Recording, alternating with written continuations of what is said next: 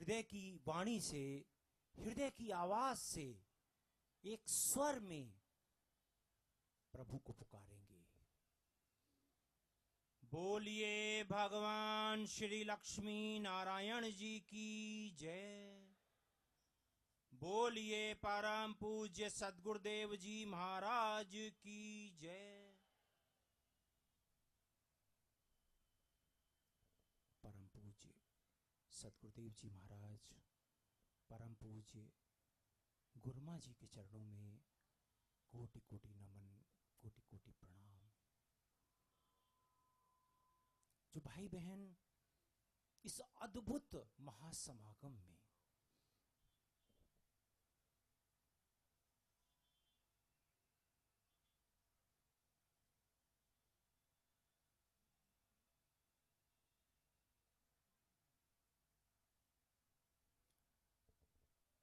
इस अद्भुत महासमागम में जो भाई बहन इस महाअमृत को लेने के लिए, इस महाआशीर्वाद को लेने के लिए, महाकृपा के महासागर को समोने के लिए आप आए हैं, आप सबके चरणों में कोटि कोटि नमन, कोटि कोटि प्रणाम। जिस तरह से परम पूज्य सद्गुरुदेव जी की कृपा से आज हम गुरु पूर्णिमा का जो महापर्व है, महा उत्सव है, वो हम मना रहे हैं। जैसे सद्गुरु ने ही ये कृपा की है कि जो हमारे जीवन में अंधेरा है, अज्ञानता का अंधेरा है, दुखों का अंधेरा है, कष्टों का, उसका महाप्रकाश, उसके महा उजाले का नाम है सद्गुरु। और जो हमें सच्चाई, सत्यता का महादर्शन दे, वो है सद्गुरु। सद्गुरु के चरणों में कोटि कोटि प्रणाम, कोटि कोटि नमन। अद्भुत महाअवसर है आज जो हम मना रहे हैं। और ये स्थान, जैसा कि आप जानते हैं, चंडीगढ़ और उसके आसपास का जो क्षेत्र है, अधिकतर ऐसे भाई बहन हैं जो बुद्धि से, तर्क से हर चीज को, हर स्थिति को समझते हैं, परखते हैं, तब स्वीकार करते हैं। लेकिन प्रभु की कृपा का ऐसा महाआलोक है जो समझ में नहीं आता, बुद्धि से परे है, लेकिन नतमस्तक है। पूरा विश्व आज नतमस्तक है, हर तरह के वर्ग के भाई बहन नतमस्तक है। सब एक स्वर में हृदय से जय घोष करेंगे, परम पूज्य सद्गुरुदेव जी महाराज की। आदि भावनाओं का आज दिवस है। भावनाएं छलक भी सकती हैं, क्योंकि आज अनंत कृपाएं जो सद्गुरु ने हमारे जीवन में दी हैं, जो आनंद का महाप्रकाश दिया है, महाआलोक दिया है। कल आपके चरणों में मैं और कुछ शब्द सद्गुरु की आज्ञा से मैं रखना चाहूंगा। अब मैं जानता हूं आप इस सद्गुरु पूर्णिमा, और परम पूज्य सद्गुरुदेव जी ने ये भी कहा था कि वैसे तो चंद्रमा के अनेक आयाम होते हैं, सब आयाम सुंदर हैं, लेकिन पूर्णिमा के चंद्रमा को सब अद्भुत दृश्य के महा प्रारूप में देखते हैं। तो आज हम मना रहे हैं गुरु पूर्णिमा महापर्व। सद्गुरु की महाकृपा का जब पूरा महाप्रारूप प्रकट होता है, तब हम गुरु पूर्णिमा का महापर्व परमपिता परमात्मा की कृपा से हमें मिलता है। तो आप अपनी भावनाओं के पुष्प सद्गुरु के चरणों में अर्पित कीजिए। जो भी आप संजो के लाए हैं अपने घरों से, अपने देशों से, अपने राज्यों से, अपने मंदिरों से, अपने मस्जिदों से, अपने गिरजाघरों से, अपने गुरुद्वारों से, जहां से भी आप लाए हैं, सद्गुरु के चरणों में अर्पित कीजिए। और अब समय की स्थिति को देखते हुए मैं अधिक कुछ ना कहते हुए मैं प्रार्थना करना चाहूंगा joint director of horticulture Himachal Pradesh से डॉक्टर पीसी सकलानी जी परम पूज्य सदगुरुदेव जी को माल्यार्पण करेंगे।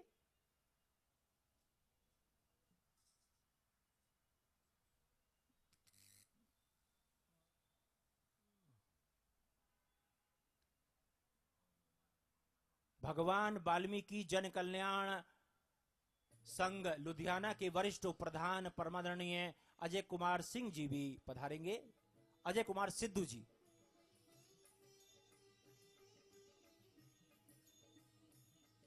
आप संगीत के साथ तालियों को मिलाइए, संगीत के साथ एक स्वर में सभी जो पीछे तक भाई बहन हैं सभी एक स्वर में।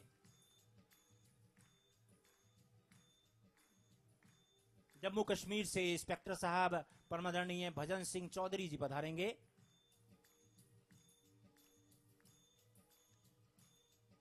हिंदू हाउस मॉरिशस के जनरल सेक्रेटरी साहब भोला जी परम पूज्य सदगुरुदेव जी को माल्यार्पण करेंगे।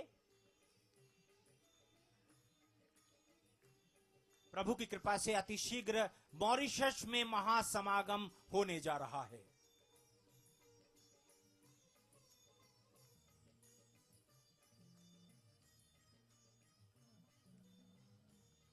डीएसपी साहब चंडीगढ़ के परमादरणीय Roshan Lal ji पधारेंगे।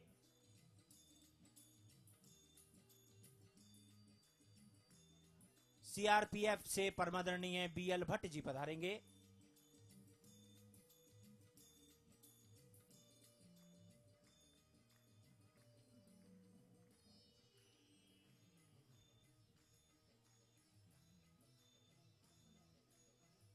Government municipality hospital से डिप्टी एमएस साहब डॉक्टर जी दीवान जी और उनकी धर्मपत्नी परम पूज्य सदगुरुदेव जी परम पूज्य गुरुमा जी को माल्यार्पण करेंगे।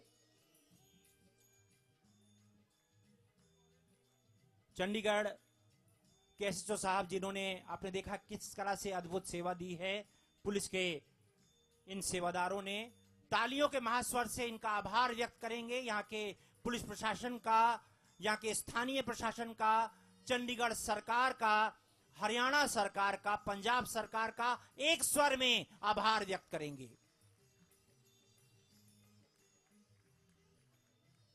एडिशनल एसएचओ साहब चंडीगढ़ से परमादरणीय मोहनलाल जी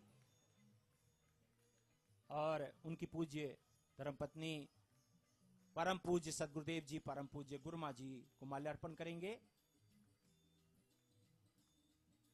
ली कैरिबियन सेंटर चंडीगढ़ से director doctor PC Sharma ji पधारेंगे।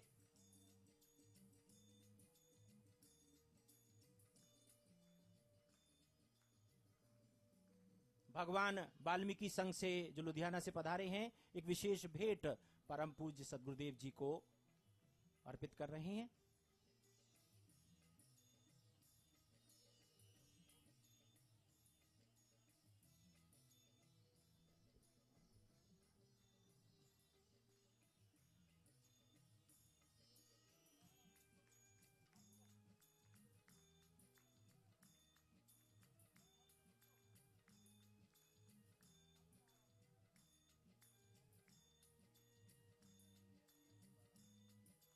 Ambala के एसडीएम साहब परमादरणीय मुकेश आहूजा जी पधारेंगे।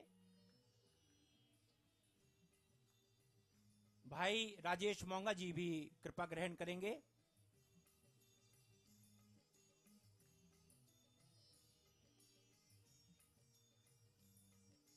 अधिक सेवादारों को ना बुलाते हुए मैं कुछ सेवादारों को ही, क्योंकि आज समय की स्थिति को देखते हुए, मैनचेस्टर इंग्लैंड से बहन सुशन जी परम पूज्य गुरुमा जी का आशीर्वाद ग्रहण करेंगे। लंदन से बहन कांता शर्मा जी, इंग्लैंड से संजीव शर्मा जी लंदन से, दुबई से राजेंद्र शर्मा जी और पूज्य बहन जी, दुबई से ही साधना जी अतिशीघ्र आते जाएंगे। बीदर से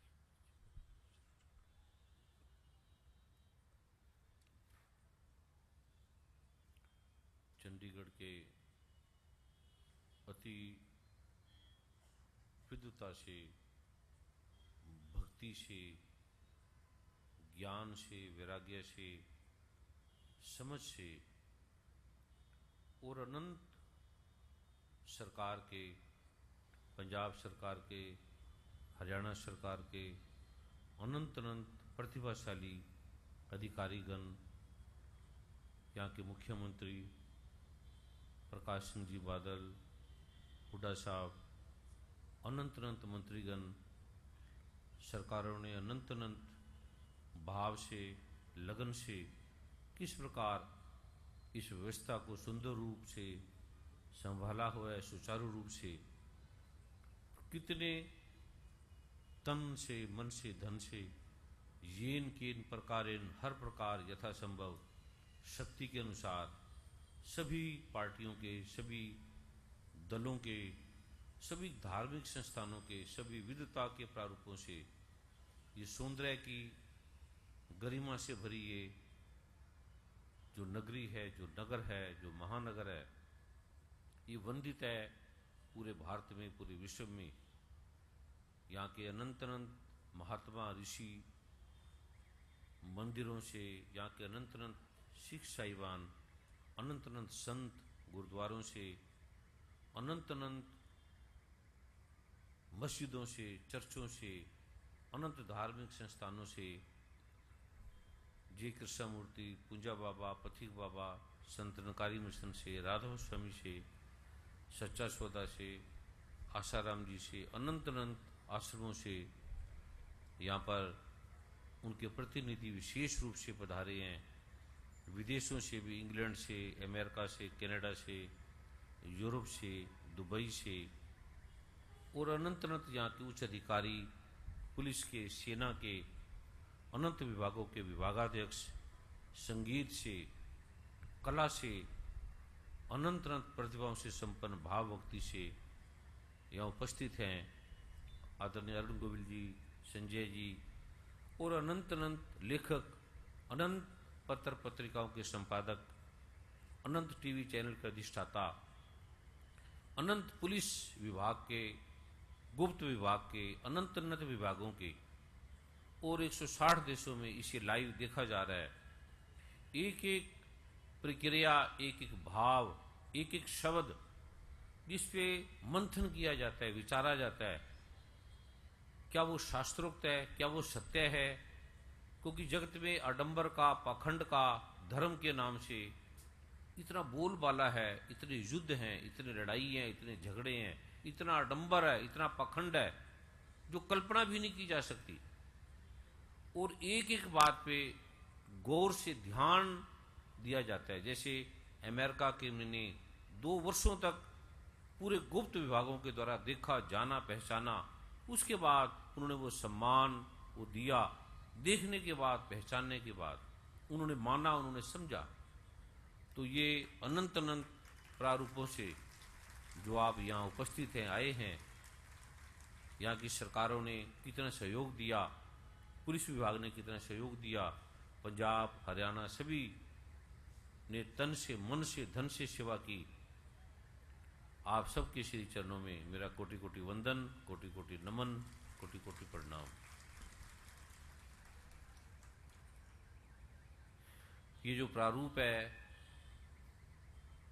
ये प्रभु की कृपा का ये जो पर्व है, ये जो दिवस है, इसे धर्म ग्रंथों ने गीता में, महाभारत में, पुराणों में, शिव पुराण में, विष्णु पुराण में, ब्रह्म पुराण में, दुर्गा सप्तमी में, अनंत अनंत रहस्यों में इस दिन की महिमा है। जो कल का दिवस है, गुरु पूर्णिमा का दिवस है, उस दिन गुरु ऐसे आलोक को देता है। गुरु जांच करता है, टेस्ट करता है, देखता है वर्षों वर्षों। अब तो बड़ा सरल हो गया। पुरातन काल से देखो तो कैसे कैसे गुफाओं में ऋषि बैठते थे, पूरे युग बीत जाते थे, कई कई युग बीत जाते थे, कई कई जन्म बीत जाते थे। फिर गुरु देखता था, देता था कि क्या ये देने योग्य है। भगवान शिव ने कितने, मां पार्वती को देने के लिए कितने जन्मों में उतारना पड़ा। वो विद्या सुरों का असुरों का, दोनों भाई थे, एक पिता की संतान थे। एक पिता कश्यप ऋषि की संतान थे, उसकी 2 पत्नियां थी। उनकी एक पत्नी की संतान असुर थे, एक पत्नी की संतान सुर थे, देवता थे। दीति और अद्विति उनकी 2 पत्नियां थी। उससे ये सारा मंथन हुआ, ऋषियों का, आलोकों का, शास्त्रों का, सभी आप जानते हैं उसकी महिमाओं के बारे में, और किस प्रकार उस ऋषियों को वो लेकर भागे असुर कि ये ऋषि हाथ में ना आए, कितने कितने युग तक कि हमारे पास आ जाए। ये जो जैसे सैनिक विभाग के, पुलिस विभाग के गुप्त नक्शे होते हैं, गुप्त वार्तालाप होती है, उसे कोई लेकर भाग जाए। गुप्त कागज होते हैं, कुछ जैसे हमारे मकानों के पेपर है, हमारी प्रॉपर्टी के, हमारी खेतों के, हमारे जमीनों के, हमारे ऐसे ऐसे पेपर्स हैं, उन्हें कोई लेके भाग जाए तो हमारे हाथ में कुछ नहीं आता। उसी प्रकार वो जो गोपनीय प्रारूप ऋषियों ने लिखे गुप्त तरह से, जिसकी महिमा कुछ ऋषि जानते थे, उन्हें लेकर वो भाग गए। वो फार्मूले लेकर भाग गए, वो रहस्य लेकर भाग गए। फिर कैसे युद्ध हुआ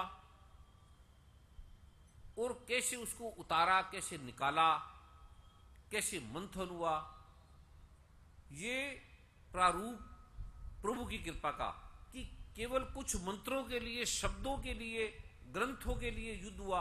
वो ग्रंथ नहीं थे। श्री गुरु ग्रंथ साहब कोई ग्रंथ नहीं है, वो साक्षात नारायण है, साक्षात परमात्मा है। कोई कहा ग्रंथ नहीं है जैसे हम दूसरे ग्रंथ मानते हैं, ऐसे नहीं है। ऐसे भगवान वाल्मीकि, सदगुरु नानक देव जी महाराज, कोई ये गुरु नहीं है। गुरु और सदगुरु में बड़ा फर्क है, संत और महर्षि में बड़ा फर्क है, ऋषि और जिज्ञासु में बड़ा फर्क है। ऐसे उस अकाल पुरुष के आदि अनादि प्रारूपों को जानने वाले, जिन्होंने उस रहस्य को जाना और लिखा और उसका उपयोग किया, जैसे बंदूक है, गन है, इलेक्ट्रॉन है, प्रोटॉन है, न्यूट्रॉन है, कैसे वैज्ञानिकों ने उस पर खोज की और कैसे विस्फोट किया और कैसे उसे बम बनाए उसकी फार्मूलेशन से। अगर वो खोज है, कैसे केसियन पोटेशियम साइनेट जिसे बोलते हैं, उसको कैसे पैदा किया। अगर उसकी एक बूंद भी आदमी की जीवा पे चली जाए तो आदमी स्वाद भी नहीं बता सकता, उससे पहले ही मर जाता है, इतना तीक्ष्ण उसका प्रभाव है। ऐसी ऐसी मेडिसिन है, ऐसे ऐसे वायरल है, ऐसे ऐसे बैक्टीरिया हैं, ऐसे ऐसे वायु के अंदर प्रदूषण फैलाने के, जैसे हम रिमोट से कार चला लेते हैं। अभी आगे आने वाले में आपको ड्राइवर की जरूरत नहीं है, कार रिमोट से चलेगी। बच्चे तो चलाते हैं, आप देखते हैं। हवाई जहाज भी जो आपको देखते हैं, वो आधा काम तो नीचे का सिस्टम करता है, कंप्यूटराइज है। ड्राइवर नहीं है, ड्राइवर तो बैठा होता है, काम भी करता है, लेकिन 90% जो कार्य है वो विज्ञान का जो प्रारूप है वो करता है। उसी प्रकार ये जो मंत्रों का प्रारूप है, ये खो गया, भूल गए। इसकी महिमा के बारे में ग्रंथों में वर्णित है, पर खो गए। फिर धीरे धीरे इस पे विश्वास हट गया, क्योंकि इसके नाम से आडंबर होने लगे, पखंड होने लगे। किसी ज्योतिषाचार्य के पास जाओ, वो पहले देखा कि ये व्यक्ति है क्या, पहले ये देखते हैं कि ये क्या अमीर है, क्या गरीब है। वो विज्ञान खो गया, जो मर्यादा का विज्ञान था, जो निस्वार्थ का विज्ञान था, कि ये जो चाहे गरीब है चाहे अमीर है, इसे मैंने देना है। पहले चिकित्सा का अलग प्रारूप था, अब चिकित्सा का प्रारूप, आप मर भी गए हैं, किसी अच्छे हॉस्पिटल में एडमिट हो जाओ, अपने माता को, पिता को, बहन को, भाई को डाल दो। पैसे नहीं है तो वो डेड बॉडी भी अपनी तरफ से पूरी तैयारी करेंगे कि आप उसके पैसे भी देकर जाओ। और आप जान के हैरान होंगे, 50% हॉस्पिटलों में, आईसीसीयू में व्यक्ति मरा पड़ा रहता है और मरे का ही इलाज कर रहे होते हैं। मरे का, मैं कई जगह गया तो मैं हैरान, मैं कही तो मरा हुआ है और मरे को भी 2 दिन हो गए, कहते सांस चल रहा है, ऑक्सीजन दी जा रही है। इस प्रकार वो जो चिकित्सा गौरव से भरी हुई थी, जिसे ऋषि डॉक्टर को, वैद्य को परमात्मा कहते थे, वो खो गया। डॉक्टर भी दुखी, चिकित्सक, आप हैरान होंगे जितने लोगों ने मेडिसिन पे पीएचडी की, डीलिट की, थीसिस लिखे और जितना उनको नोबेल प्राइज मिला, वो सभी 90% कैंसर से मरे।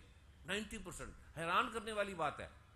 उसके अंदर अपना स्वार्थ ज्यादा था, अपना नाम की, अपने धन की, अपनी प्रसिद्धि की ज्यादा थी, लोगों के कल्याण की नहीं थी। सदगुरु नानक देव आए, अपने स्वार्थ के लिए थोड़ी आए। निकल गए घर से, निकल गए नहीं, पता भी नहीं लगा, घर छूट गया। जन कल्याण का भाव था। हम किसके लिए जीते हैं? एक पत्नी, 2-3 बेटे, 1-2 बेटियां, हमारा सारा संसार इसके इर्द गिर्द घूम रहा है पूरा। सदगुरु नानक देव जी, भगवान बुद्ध, भगवान कृष्ण, भगवान राम, 10 गुरु, उनको क्या जरूरत थी परिवार को वारने की? वो जीते अपने घर में, अपने आराम से, जैसे हम जीते, अपनी दुकान पे जाते, अपने खेतों में जाते, अपनी फैक्ट्री में जाते और खुश करते पत्नी को, बच्चों को। किसका खुश हुआ है? क्या धृतराष्ट्र ने खुश कर लिया अपने बच्चे को, दुर्योधन को? बच्चे की बात मानता था, जो बच्चे ने कहा मान लिया धृतराष्ट्र ने। आंखें अंधी हो ना हो, आज भी हम धृतराष्ट्र है, हमारी आंखें हैं। आंखों का अर्थ नहीं है, अर्थ है आप समझे क्या है, क्या बच्चा ठीक कर रहा है, क्या ये ठीक बोल रहा है? मोह के अंदर भगवान शिव ने जब अवतरण लिया, भगवान नारायण ने, राम ने अवतरण लिया, तो भगवान शिव ने कहा ये दशरथ तो मोह में चला गया राम के, इसको तो हम किसी और कारण से लाए हैं, किसी रावण का अंत करने के लिए। ये बच्चे के मुंह में, पत्नी के मुंह में चला गया, इसको निकाले कैसे? ये हमारा राम के अवतरण का उद्देश्य है, कोई दशरथ का बेटा थोड़ी पालना था। दशरथ को कौन खुश कर सकता है? ये तो 3 पत्नियों के बाद, राजा के बाद भी मोह, ये तो राम को जाने भी नहीं देंगे। फिर कैसे ऋषियों ने राम को विद्या के लिए गुरुकुल में भेजा। कहते गुरुकुल की क्या जरूरत है मुझे, मैं राजा हूं, मुझे बच्चे पढ़ाने की क्या जरूरत है? फिर ऋषियों ने कैसे समझाया, देवताओं में चिंता होगी कि इतना मोह, और ये मोह तो मार देगा सारे ऋषियों को, उसको कुछ नहीं लेना देश में क्या हो रहा है, उसे लेना है मेरा बेटा हो, मेरे नाम हो, मेरी पीढ़ी चले। और कैकेयी को क्या लेना राम से, और कितना दूध पिलाती थी अपने बच्चे को, राम को इतना प्यार करती थी। कहीं 1 घंटा दूर चला जाए तो हृदय कांपता था, लगता था जैसे बड़ा राम है, बड़ा प्यार है। लेकिन प्यार पता लगा कुछ वर्षों के बाद, जब शादी हुई, वो आया घर में, तो उसका रूप असली पता लगा कि असल में क्या है, ये दिखती है या क्या है। इसी प्रकार ऋषि मुनि जांच करते हैं। रावण को जांच किया भगवान शिव ने वर्षों, और कितना दंडवत प्रणाम करता था, आप कल्पना भी नहीं कर सकते। 9 बार सिरों को, 10 बार अपनी गर्दनों को काट देना, और काटने के बाद कहता अब शिव मेरे कब्जे में आ जाए, ग्रह मेरे कब्जे में आ जाए, मेरी लंका में आ जाए, मेरे घर में आ जाए, बस मेरी आगे से चले, फिर ये सारे ब्रह्मांड का मैं तहस नहस कर दूंगा। जब शिव मेरे हाथ में आ जाए, जब राष्ट्रपति, प्राइम मिनिस्टर भी मेरे घर में बैठे रहे, तो कौन अधिकारी, मैं जिसको चाहे वो करूंगा। और शिव भूले नहीं है, महाचतुर है, और भोले इतने हैं कि कोई भी ठग जाए। इसी प्रकार इस आलोक को ठगने लगे, इससे धन लेने लगे, और इसके रहस्य खो गए, निकल गए। देवी देवता, जब कोई चीज निस्वार्थ नहीं होगी तो वो रहस्य खो जाएंगे। होटल में जाओ, आपको खाना अच्छा लगेगा, रोज आप होटल का नहीं खा सकते, लेकिन माँ के, पत्नी के हाथ का, बहन के हाथ का आपको साग भी अच्छा लगेगा, हर चीज अच्छी लगेगी, दिल करेगा रोज खाएं। बैठे पाकिस्तान, अमेरिका, कनाडा, याद आ रही है बूढ़ी माँ की, बहन की, कि उनके हाथ का खाना, उसके हाथ के लड्डू, उसके हाथ की फलां चीज, क्योंकि वो निस्वार्थ है, निष्काम है। वो होटलों में नहीं मिलता, वो 5 स्टार क्या 10 स्टार में भी नहीं मिलेगा। ये जो माँ का, बहन का, भाई का वात्सल्य, प्यार, ये खो गया, ये खोता चला जा रहा है। इंटरनेट का, टीवी ने, चैनल ने पंजाब की संस्कृति, ऋषियों की संस्कृति, पाकिस्तान की संस्कृति, मुसलमानों की संस्कृति, ईसाइयों की संस्कृति, बुद्ध की, जैन की संस्कृति मिटा के रख दी, पता ही नहीं लगा। शिक्षक जो हैं वो बच्चे कहां चले जा रहे हैं, हिंदू कहां चले जा रहे हैं, मुसलमान कहां जा रहे हैं, ईसाई कहां जा रहे हैं। एक ही चीज, अर्थ और काम। ऋषियों ने कहा धर्म, पहले धर्म को जानो। अब धर्म तो मिट गया, धर्म तो नाम मात्र रह गया। धर्म के लिए जो कुर्बानी दी ऋषियों ने, उसे भूल गए हम। कैसी गुलामी थी, कैसे हमारे देश में जलियांवाला बाग इसके प्रमाण है, और कैसे कुर्बानी दी गुरुओं ने, ऋषियों ने, सैनिकों ने, और वो भूल गए। और आज अगर हम गुलाम होते हैं अंग्रेजों के, अभी कई वीजा मिलता है, जाते हैं अमेरिका, कनाडा, एक वीजे के लिए लाखों रुपए लगा देते हैं, और वहां जाके भूल गए संस्कृति, सारी खत्म हो गया। क्यों खत्म हो गया? ये संस्कृति का मूल खत्म हो गया। गुरु ग्रंथ साहब भूल गए, गीता भूल गए, वेद भूल गए, कुरान पाक भूल गए, धम्मपद जिनवानी भूल गए। तभी जितना पढ़ा लिखा है उतना कंजूस है, उतना दुखी है। ये है क्या? जितना धनवान उतना गरीब है। और आए और की दौड़ खत्म नहीं होती। कभी जाओ टाटा बिरला के पास बैठो, आपको लगेगा ये आदमी तो बहुत गरीब है, इसके पास बड़ी कमी है। कभी जाओ जिनके पास बड़ी जमीनें हैं, धर्म गुरुओं के पास जाओ, इतनी जमीनें भरी पड़ी हैं करोड़ों रुपए की, कहते हैं और भी कम है, बस कर लो कब्जा, लगा लो कब्जा, ले लो सरकार से। हद है। राजनेता तो करे, लेकिन धार्मिक भी, जो कहते हैं जगत नाशवान है, शरीर नाशवान है, ये माया है, वो भी माया के लिए, कुछ मकानों के लिए, कुछ जमीन के लिए, जितनी ये धन की लूट है, लूट सके तो लूट, अंत समय पछताएगा जब प्राण जाएंगे छूट। कहते मैं लूट लूं, मेरे प्राण समाप्त हो गए तो मैं अपने बच्चों के लिए क्या छोड़ के जाऊंगा? बस एक ही दौड़। और ये संस्कृति, भारत सोने की चिड़िया भी नहीं रही, लोहे की भी नहीं रही, पत्थर की भी नहीं रही, इसकी करेंसी भी किसी देश में नहीं मिलती। अमेरिका में, कनाडा में भारत के नोट को कोई नहीं पूछता। अभी आई है इंग्लैंड में, पूछ लो, कोई पूछता ही नहीं आपके 1000 रुपए को। कहते क्या 1000 रुपया, या नहीं चलता। और अपने मन में बना के बैठो मेरा भारत महान है, महान। लेकिन आप महानता की वो सारा प्रारूप भूल गए, वो संस्कृति भूल गए, वो शिष्टाचार भूल गए। वो देखते हैं कि आदमी, ये ग्रंथ, ये आदमी क्या है, ये ग्रंथ क्या है, ये इनका वाणा तो साधु क्या है, इनका कर्म क्या है, वेश तो सिख क्या है।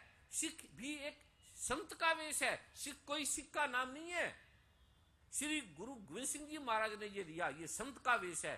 कहते हैं संत का वेश, और डिस्को में पड़े हैं, शराब पी रहे हैं, नशे में पड़े हैं, और वो कहते हैं ये संत है। उनके मन में नफरत आती है, संतों को देख के नफरत आती है। आप हैरान होंगे, अभी वो कितना वो तांडव नृत्य हुआ मृत्यु का, और संत जेब से पैसा निकाल के भाग रहे हैं, तो किसको देख के विश्वास आएगा? इसलिए ये रहस्य खो गए। ये जो मैं रहस्य दे रहा हूं, इसके पासवर्ड है, निष्कीलन मंत्र है। अब बंदूक है तो इससे निष्कीलन मंत्र है, इसके लॉक है। हमारा कंप्यूटर है, हमारा लैपटॉप है, इसका लॉक है, इसका पासवर्ड है, उसके बिना खुलता नहीं है। ऐसे औषधियों के लॉक है, पासवर्ड है, मंत्रों के पासवर्ड है, माला के पासवर्ड है, आसन के पासवर्ड है। निष्कीलन मंत्र है। आप दुर्गा सप्तशती पढ़ेंगे तो माला का निष्कीलन मंत्र है। अब ये अभी मैं आपको दे रहा हूं, लिखा है इसके अंदर,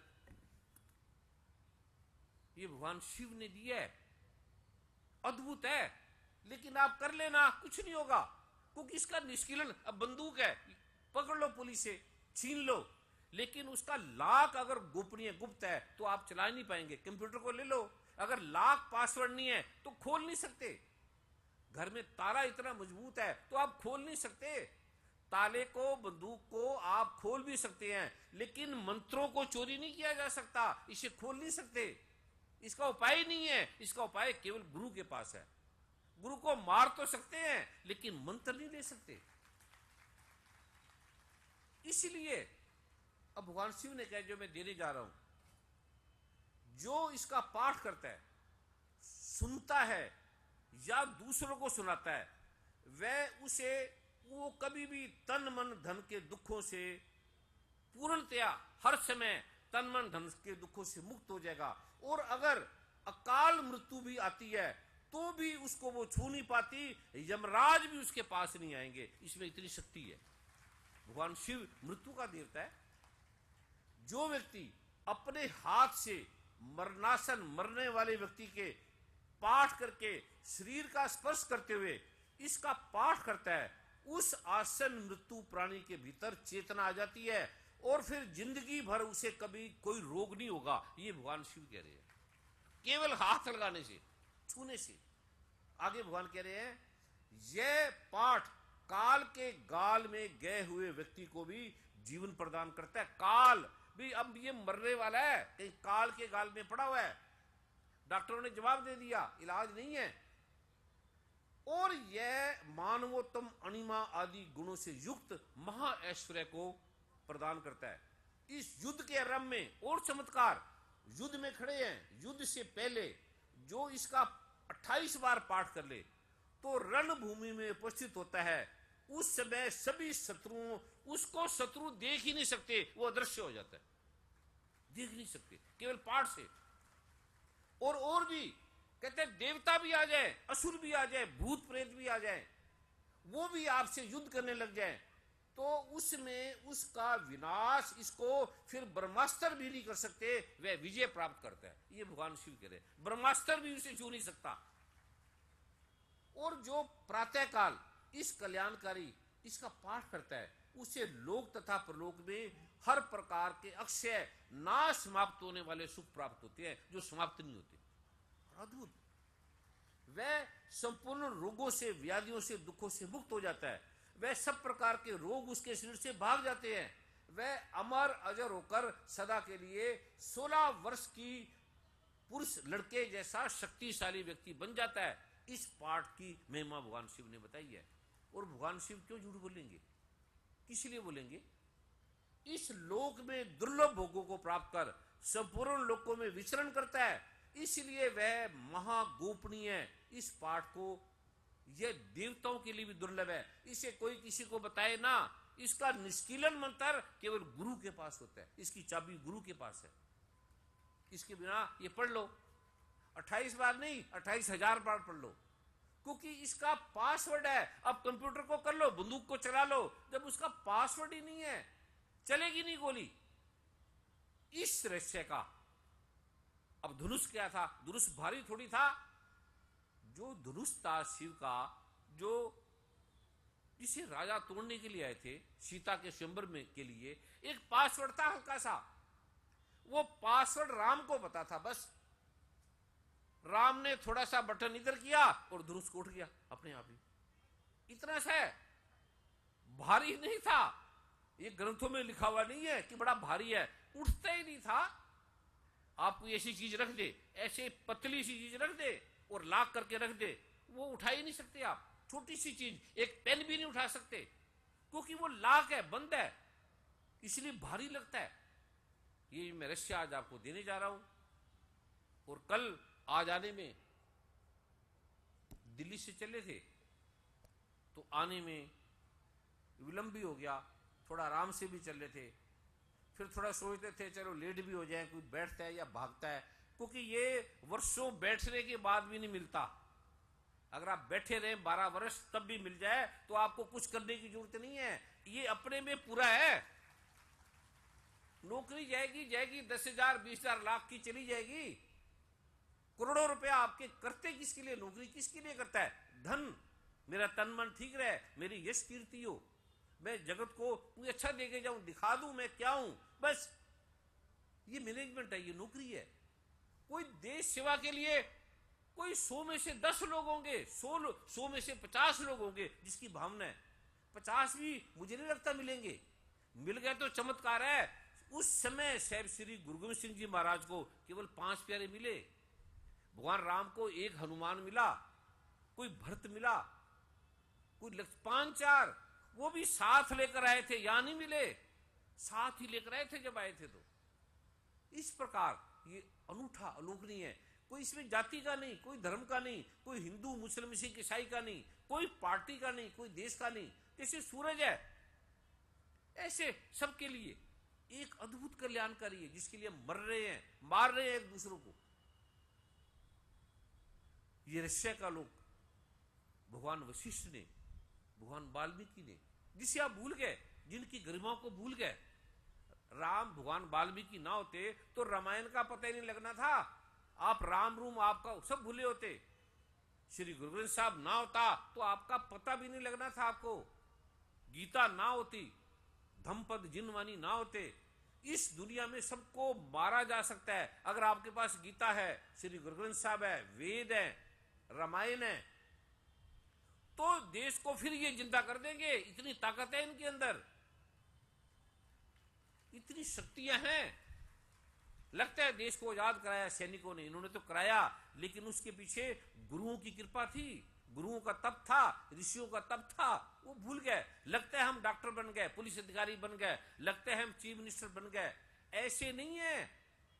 उसके लिखा है ग्रंथ में, श्री गुरु ग्रंथ साहब में, तपो राज राजो नरक, तप से राज मिलता है, ऐसे नहीं मिलता। किया होगा माता पिता ने। अब पूछ लो प्रकाश सिंह जी बादल जी के पास जाके, हम गए थे, बड़े भाव से कह रहे थे कि बस गुरुजी मैंने देख लिया सारे जगत को, अब मेरा कोई बनने का मन नहीं है। मैं थे, अरुण गोविल जी थे, ऐसे संत भाव से, और सच में उनकी इच्छा नहीं है। मैंने कहा आपको भी रहना है। ये उस समय की बात थी जब इलेक्शन होने वाले थे। मैंने कहा आपको फिर एक बार आना है, फिर आ जाओ। कहते मेरी सच में कोई इच्छा नहीं है, मैंने देख लिया सबको। ये संत बोल सकता है, कोई आदमी नहीं बोल सकता। देख लिया सारे जगत को, जी लिया। ऐसे राष्ट्रपति बड़े अच्छे हैं, कभी जाओ उनकी, कहते मेरे कोई कामना ही नहीं है। और कितना पाठ करते हैं आप सोच ही नहीं सकते। कितने कितने मंत्री कितना पाठ करते हैं, इसका आपको नहीं पता। आप बस अखबारों में जो देखते हो, आधी खबरें झूठी आधी सच्ची, बस उसी पे आप यकीन करते हो। आदमी क्या है, संतों ने ये कर दिया वो कर दिया, बस उसी पे आपका सारा जीवन टिका है। अखबार और टीवी और रेडियो उस पे टिका है। ये जिसकी तरफ होंगे उसी का नाम लेंगे। ये जो मैं लोग दे रहा हूं, इसमें कोई आपका चयन नहीं है। अब मेरे पीछे कोई पार्टी है, मेरे पीछे कोई धन देने वाला है, कोई लोग हैं, कोई नहीं है। अकेला मैं चल रहा हूं, और मौत को हाथ में लेके, पता नहीं कब कोई मुझे मार दे, और कोई स्वार्थ नहीं। फिर भी कहते हैं ये कोई नया धर्म ना बना ले। पूरी दुनिया में, अमेरिका में, कनाडा में, इंग्लैंड में, भारत में लाखों नहीं करोड़ों लोग, और गुरु भी परेशान है। कहते हैं आप अपने आप को गुरु क्यों नहीं बना रहे, हमारी बेइज्जती होती है। तो मैंने कहा मैं गुरु हुई नहीं, मैं बनूं क्यों। अभी मुझे कोई राष्ट्रपति बोले तो मैं बोलूंगा मैं राष्ट्रपति नहीं हूं, इसमें क्या प्रॉब्लम है। वो गुरु नहीं है। और गुरु भी मैं राम, मैं कृष्ण, मैं नानक, मैं गुरु गोविंद सिंह, हम उनके पैर की धूली भी नहीं है। ये अद्भुत रहस्य है, आज हम आपको देने जा रहा हूं। किसी का कोई प्रश्न है, कोई जिज्ञासा है, कोई भाव रखना चाहता है, कोई वैज्ञानिक है, कोई डॉक्टर है, कोई पत्रकार है, कोई विद्वान है, तो वो रख सकता है। इसके बाद ये मैं आपको देने जा रहा हूं। जिस भी माता बंधु भाई बहन की कल भी अपने जो प्रश्न है वो लिख लाना। कोई भी आपकी जिज्ञासा है, प्रश्न है, वो लिख लेना, वरना ये आप पढ़ना और मुझे भी देना। और जिस प्रश्नों को आप छोड़ देते हो, नहीं रखते, वो भी महत्वपूर्ण है, आप पढ़ लेना। पढ़ने के बाद वो पेपर मुझे भी देना। किसी का कोई भी सार्वजनिक हित, कोई ऐसा पूछना चाहता है इसके बारे में, एक बात और सुन लीजिए, मेरे नहीं है जो मैं दे रहा हूं, ये वेदों के हैं, शास्त्रों के हैं। मैं शास्त्रों को पढ़ के दिखा रहा हूं, ये मैं नहीं बोल रहा। ये जो ठीक हो रहे हैं लाखों, जिस लोगों ने बीज मंत्र का पाठ लिया है, जिनको कभी लाभ हुआ है, वो हाथ खड़ा करे। अब ये हजारों लोग भरे पड़े हैं, लाखों। आप इनके अनुभव सुनेंगे तो आप सोच ही नहीं सकते ये लोग ठीक हो गए। अब प्रभु कृपा मैगजीन है, मेडिकल रिपोर्टों के आधार पे कि गुरु ग्रंथ साहब में इतनी ताकत है, वेदों में इतनी ताकत है, कुरान पाक में इतनी ताकत है। आप किसी धर्म के मानने वाले हैं या नास्तिक है, किसी धर्म को नहीं मानते, तब भी ये करके देख ले। और 100 नहीं, 200 नहीं, 1000 नहीं, करोड़ों लोग इससे दुखों से मुक्त हो गए, करोड़ों। और वैज्ञानिक है, नकारात्मक भी है। नकारात्मक तो सदगुरु नानक देव को भी कहा, श्री गुरु गोविंद सिंह महाराज को कहा, भगवान राम को कहा, भगवान कृष्ण को कहा। नकारात्मक का क्या है, जिसको मर्जी कह दे। और नकारात्मक एक बार जज जाएगा, ये आदमी चोर है, ये वर्मा जी चोर है, एकदम जज जाएगा, एकदम। किसी को गलत बोल दो, एकदम जज जाएगा। और गलत आदमी किसी को गलत बोलेगा, ये ध्यान रखना। ये इसको कौन गलत बोलेगा। झूठ कह दो, एकदम मान लेंगे, बच्चे मान लेंगे झूठ है जी, कपोल कल्पना है, हम मान लेंगे बस। लेकिन प्रयोग करके मानो। मैं भी नहीं मानता था पाठ पूजा को, अनंत गुरुओं की, सदगुरुओं की कृपा हुई, उससे मैं दे रहा हूं। मैं भी पाठ पूजा को नहीं मानता था, और उसका किसी से द्वेष नहीं है। आप हिंदू हैं, संत हैं, महात्मा हैं, किसी गुरु के पास जाते हैं, आप ऐसे जाते रहे, करते रहे। उनका मार्ग मुक्ति का है, वो ज्ञान का मार्ग है। किसी को मानने वाले वो मानते रहे, इसमें किसी का विरोध नहीं है, किसी को गिराना नहीं है, किसी को उठाना। जैसे आप मैथ जानते हैं तो संगीत सीख रहे हैं, मैथ का संगीत से क्या लेना देना? आप आयुर्वेद सीख रहे हैं, यूनानी सीख रहे हैं, हेम्योपैथिक सीख रहे हैं, आप फिजिक्स कर रहे हैं, केमिस्ट्री कर रहे हैं, बायोलॉजी कर रहे हैं, इसका उससे क्या लड़ाई? आप बम्बे जा रहे हैं, ट्रेन से जा रहे हैं, कार पे जा रहे हैं, बस पे जा रहे हैं, बाई एयर जा रहे हैं, उनका आपस में लड़ाई क्या है? कुछ नहीं। जिसको मानते उसको मानते रहे।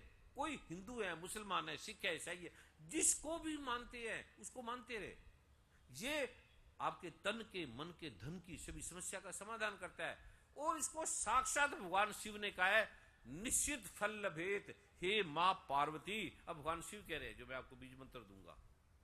अब भगवान शिव क्यों झूठ बोलेंगे? किस लिए बोलेंगे? उनको लेना क्या है हमारे से?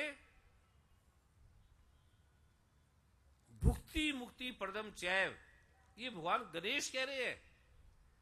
जो शिव शक्ति कर्तम स्तोत्र है, भगवान गणपति कह रहे हैं, भुक्ति मुक्ति प्रदम चैव पुत्र पुत्रादिकम तथा धन धनादिकम सर्वलप्ते ते निश्चितम। ये मेरी गारंटी है, जो इसका पाठ करेगा उसे भुक्ति मिलेगी, मुक्ति मिलेगी, वो मुक्त है। और पुत्र नहीं है तो पुत्र होगा, पुत्र होगा, धन मिलेगा, रोग हटेंगे, बीमारी हटेगी, उसको सारा सुख मिलेगा। ये मेरी गारंटी है, ये भगवान गणपति कह रहे हैं, मेरा नहीं है। आप ठीक होते हो तो मेरा नाम मत लेना, मैंने ठीक किया, मुझे नहीं पता। नहीं ठीक होते तो गणपति भगवान को पकड़ लेना, मुझे क्या मतलब भैया। मैंने ये ग्रंथों में लिखा और प्रयोग किया। मैं खुद गरीब था, मेरे पास धन भी नहीं था, इतनी गरीबी के कगार पे खड़ा था, मृत्यु के कगार पे जाने लगा था, भाई अब मैंने मरना है, कुछ भी नहीं है। लेकिन मिले गुरु, गुरु ने कृपा की और ये दिए, ज्ञान दिया। अनंत अनंत सदगुरु ने अनंत, किसी ने ध्यान, किसी ने योग, किसी ने अनंत अनंत दिए। कोई गुरु नाराज हुए, किसी ने कहा कोई बात नहीं, क्या हो गया। किसी का दिल विशाल था, कहता कोई बात नहीं। किसी का दिल इतना छोटा था, वो कहता तू मुझे छोड़कर वहां चला गया। जैसे हमारी पत्नी कहीं चली जाए, ये पति पत्नी वाला थोड़ी है। पत्नी चलेगी और हमने चल 1 मिनट में तलाक तलाक तलाक बोला और वो चलेगी। तुम चाहे 10 लड़कियों के पास चले जाओ, पत्नी क्यों चलेगी? उसने देखा क्यों? उसने वर्मा को क्यों देखा? चल तलाक खत्म। इतना सा, इतना कमजोर है आदमी, इतना शक्तिहीन है आदमी। कृष्ण भगवान की हमने दिखा दी 16,000 रानियां, 8 पटरानियां, तो रुक्मिणी की भी दिखाओ 16,000 पति, उसके नहीं दिखाते। क्योंकि ग्रंथ आदमियों ने लिखे हैं, स्त्रियों ने नहीं लिखे, ये आदमियों ने लिखी है। आदमियों ने अपने मतलब के लिए लिख दिया। स्त्रियों की शक्ति है, मां दुर्गा की शक्ति है, मां लक्ष्मी की शक्ति है, मां काली की शक्ति है। कभी इनको पढ़ के देखो। ये जो मैं आलोक दे रहा हूं, ये साक्षात मां लक्ष्मी, मां काली, मां सरस्वती स्त्रियों को उस आयाम में ले जाएगी, पुरुषों को उस आयाम में ले जाएगी। मैं क्यों पुरुषों की निंदा नहीं कर रहा। पुरुष पति परमेश्वर, तो पत्नी परमेश्वर क्यों नहीं? पति परमेश्वर का मतलब कोई आदमी वर्मा जी परमेश्वर नहीं, इसका मतलब ये नहीं है। इसका मतलब है जो पति परमेश्वर, हमारा परमेश्वर है, वो पति है सबका। परमेश्वर पति है, आदमी परमेश्वर नहीं है। पति जो है वो परमेश्वर नहीं है, परमेश्वर पति है। इसका अर्थ यह है कि एक पिता परमात्मा, एक पिता एकस के हम बालक, वो हमारा पति है। तू मेरा पिता, तू मेरा माता, तू मेरा सब कुछ है। सब कुछ परमात्मा है, सब कुछ अल्लाह है, एक ओंकार है। और इसको भी हमने बांट दिया, इसको भी परमात्मा को भी बांट दिया। परमात्मा प्रभु है तो हिंदुओं का है, एक ओंकार है, सतनाम है, कर्ता पुरुष निर्भो है, तो ये सिखों का हो गया। अल्लाह अकबर है तो भैया ये मुसलमानों का हो गया। गॉड है, गॉड इज ग्रेट है, तो ये ईसाइयों का हो गया। एक पानी बोलो तो कहते हैं हिंदू का है, जल बोलो तो ये सिखों का हो गया, वाटर बोलो तो भैया मुसलमानों का है या ईसाइयों का है, आप बोलो तो उनका है, अरबियों का है। अब ये नाम से बदल गया बंदा, और पढ़े लिखे आदमी ये कर रहे हैं। ये जो मैं दे रहा हूं ये आपकी सारी बाधा का निवारण करेगा, आपके तन के, मन के, धन के, बच्चों के, परिवार के, घर के, गृहस्थी के, देश के कोई भी समस्या है, आप ये पाठ करें, भगवान गणपति, भगवान शिव गारंटी कहते हैं इससे आपका लाभ होगा, आप ठीक हो जाएंगे।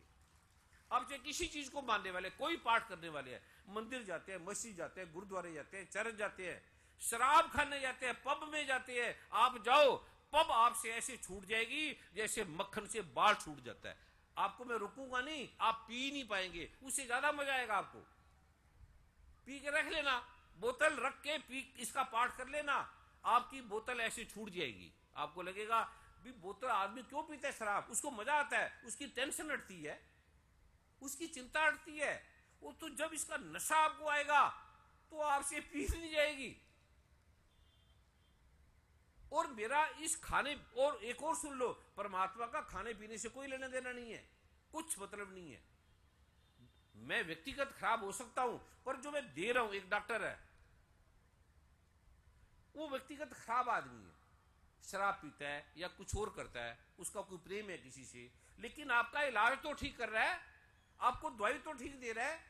मैं व्यक्तिगत खराब हो सकता हूं, लेकिन जो मैं ये दे रहा हूं ये खराब नहीं है। भगवान शिव खराब नहीं है, भगवान गणपति खराब नहीं है, सतगुरु नानक खराब नहीं है, गुरु ग्रंथ साहब खराब नहीं है, ये ठीक है। मैं इनका प्रतिपादिक जो प्रारूप है वो आपको दे रहा हूं, सरल और प्रयोग करके बड़े बड़े वैज्ञानिक डॉक्टरों के द्वारा।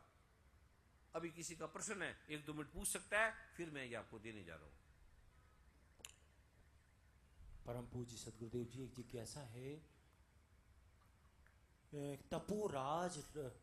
तपोराज राजो नरक, जो व्यक्ति तप करता है उसे राज तो मिलता है, परंतु वो व्यक्ति भगवान को भूलता क्यों है? क्योंकि उसने तो तप किया है, तो उस पे भगवान की पूर्ण कृपा क्यों नहीं रहती, उसे भगवान की स्मृति क्यों नहीं रहती? वो व्यक्ति गलत कार्य क्यों करता है, गलत कार्य की ओर प्रेरित क्यों होता है?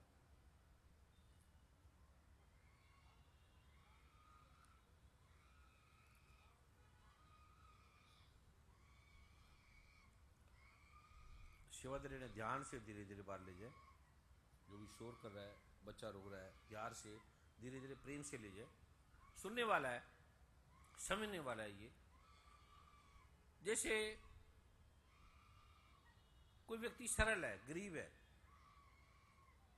और वो ईमानदार है, सच्चा काम करता है, सरलता से वो काम कर रहा है, ईमानदारी से काम कर रहा है। जैसे उसके पास धन आएगा, पहली बात तो अब तुम ही ले लो वर्मा जी, जब तुम मेरे साथ नहीं थे तो बड़े सरल थे, बड़े सीधे साधे थे, ठीक है, हर बात को मानते थे, हर किसी से प्रेम करते थे। जैसे मैंने तुझे अपने साथ लिया, अब तू किसी की मानता ही नहीं, अपने से बढ़ के किसी को समझता ही नहीं। अब इसमें क्या मेरा कसूर है? हाथ तो जोड़ेगा, मीठा लगेगा, सच में मीठा है, पर अकड़ू है, मानेगा नहीं। अब रावण सरल था, रावण ने भक्ति की, भगवान शिव ने दे दिया, और वो भगवान शिव को देने के बाद, इतना तप करने के बाद कहते हैं भगवान शिव को भी मारूंगा। हिरण्यकश्यप को दे दिया, हिरण्यकश्यप कहते हैं अब मैं नारायण को भी मारूंगा। गुरुओं से भी धोखा करते हैं, गुरु के पास आते हैं, मरते हैं गरीबी से, बीमारी से, दुखों से। एक व्यक्ति अंधा था और बांसुरी बजा रहा था, भगवान शिव मां पार्वती जा रहे थे, सतगुरु जा रहे थे, उन्होंने देखा ये बड़ा सुंदर लड़का है, तो मां पार्वती को दया आ गई, क्योंकि स्त्री मां का रूप है, मां को दया आ जाती है, तो दया आ गई। उसने भगवान शिव से कहा इतना सुंदर है, बांसुरी बजा रहा है, इसको आंख दे दो। तो भगवान शिव ने कुछ नहीं बोला। एक ध्यान रखना, जब गुरु कुछ ना बोले पहली बार में, उसे कुछ बोला ना करो। तो मां पार्वती ने कहा आप जा रहे हो, मैंने आपको ये चीज बोली है। भगवान शिव ने फिर नहीं ध्यान दिया, कहते हैं वो देखो वो कितना सुंदर चंद्रमा है। कहते हैं भगवान चंद्रमा तो सुंदर है, पर ये बंदा कितना सुंदर है, ये कितनी सुंदर बांसुरी बजा रहा है, आप इस पे ध्यान क्यों नहीं दे रहे? भगवान शिव ने बोला बोलो। अब ये 3 बार में नहीं मानी, कहते बोलो। कहते इसको आंख दे दो। कहते फिर ठीक है, मैं तेरे कहने से दे रहा हूं, अभी मेरी इच्छा नहीं है इसको देने की। कहते ये बड़ा दयालु है, बड़ा प्रेम से भरा हुआ है, और बड़ा विनम्र है, बड़ा गरीब है, और बड़ी सुंदर बांसुरी बजा रहा है, इतनी भक्ति, फिर आपका नाम गा रहा है। आपकी कितनी सेवा करता है, आपके मंदिर को साफ कर रहा है, सत्संग करता है और बांसुरी बजा रहा है, आप तो निर्दयी हैं। तो भगवान शिव बोले, बोलो क्या दूं? कहते इसको आंख दे दो। भगवान शिव ने बोला चल, आ गई आंख। भगवान शिव वेश बदल के आए थे, चले गए। साल के बाद फिर भगवान शिव और मां पार्वती गुजरे तो एक लड़का शराब की बोतल लिए, बुरा हाल, बाल बिखरे हुए, चेहरा क्रूप हो गया और कपड़े फटे, दौड़ा जा रहा है एक स्त्री के पीछे। तो मां पार्वती ने कहा, भगवान शिव रुको। शिव ने कहा बोलो। कहते इसको मैंने कहीं देखा है। कहते देखा क्या है? ये वही तो है जो बांसुरी बजाने वाला। कहते क्या मतलब? कहता है ये जिसको तूने बोला आंखें दे दो, मैंने तेरे कहने से आंखें दे दी, अब ये भागा जा रहा है, इसका हाल बेहाल हो गया, अकड़ से भरा हुआ है। तो मां पार्वती कहता है मुझे पूछने दो, इंटरव्यू लेने दो, जैसे पत्रकार लेते हैं। तो इंटरव्यू मां ने लिया। भाई तेरा नाम तो वर्मा जी है? वो कहते हाँ मेरा नाम वर्मा जी है, सुशील वर्मा मेरा नाम। कहते ये तेरा हाल बेहाल क्यों हो गया? कहते ये ऐसी भगवान शिव और मां पार्वती आए थे, उसने मेरा बेड़ा गर्क कर दिया, कहीं मुझे नजर आ जाए तो मैं उसको छोड़ूंगा नहीं। वो कहते उसने क्या किया? कहते पहले मैं ठीक ठाक था, मेरी आंख नहीं थी, हर लोग मुझ पे दया करते थे, पैसे देते थे, सब कुछ देते थे, सब प्रेम करते थे, सब मुझसे सुनते थे। अब ये आंख आ गई, अब मैं क्या करूं? इतने सुंदर रूप हैं, इतने डिस्को हैं, इतने डांसर हैं, इतनी सुंदर लड़कियां हैं, इतने इनके सुंदर बाल हैं, इतने सुंदर कपड़े हैं, इतने सुंदर होठ हैं, इतनी सुंदर आंखें हैं, अब मैं क्या करूं? मैं इसके पीछे भाग रहा हूं, ये मेरे पास नहीं आ रही। अब क्या करे भगवान शिव भाई? क्या करे? रावण जैसा भगत भगवान शिव ने कह दिया, रावण तेरे से महान मेरा कोई भक्त नहीं है। उस भक्त ने क्या किया है? क्या किया? और रावण ने क्या किया? फिर रावण को मारने के लिए भगवान नारायण का और शक्ति भी दे दी, तुझे देवी देवता कोई नहीं मार सकते, कुछ भी अस्त्र शस्त्र नहीं मार सकते, और शक्ति भी दे दी। अब वो अकड़ गया, और जो भी अकड़ो आदमी होगा, अकड़ से बोलेगा, समझ लेना इसने पाप किया, गलत की है। सेवादार में भी देख लेना, कोई अकड़ रहा है, इधर इधर कर, वो कर, समझ लेना ये गलत आदमी है, उसे बहस मत करना। मैंने आपको एक ही प्रतिज्ञा दी है, एक ही, मेरा कोई परहेज नहीं है भी। आपस में वार्तालाप ना करो, बस संबंध ना बनाओ। कोई आपको फोन करता है, कोई आपको अच्छा बुरा कहता है, वर्मा जी अच्छे है, फलाना खराब है, कुछ भी कहता है, उससे कोई वार्तालाप करो, उसके पाप आपके अंदर आ जाएंगे। उसकी क्योंकि संत का निंदक मां हत्यारा, संत का निंदक परमेश्वर ते मारा, वो परमात्मा से मारा हुआ है, उसकी बात मत सुनना, कोई संबंध मत बनाना। एक ही परहेज है इसका, जिसको लाभ हो गया है किसी को मत बताए, बस चुप करके आओ, चुप करके चले जाओ। अब जाओ कभी गुरुद्वारे, हरविंदर साहब जाओ, वह लाइनों में खड़े हैं, वार्तालाप नहीं करते, मत्था टेकते हैं, चले जाते हैं, कोई बात नहीं करते, वो फल ले जाते हैं जो वार्तालाप करते हैं।